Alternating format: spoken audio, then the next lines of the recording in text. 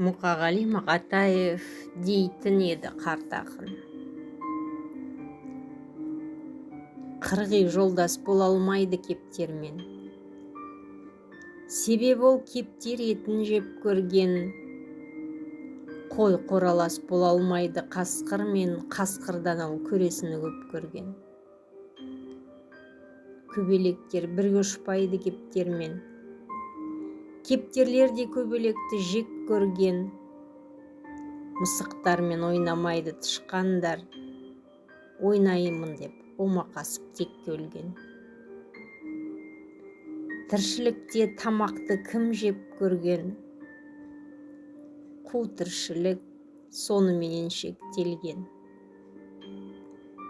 Қыбыр тауып торғай жұтқан жыланды, ебін тауып құмырсқалар бөктерген. Дейтін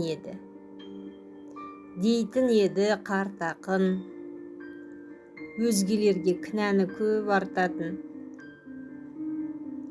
Оңашада шарап ішіп екеуміз, өзіменен шылым сұрап тартатын.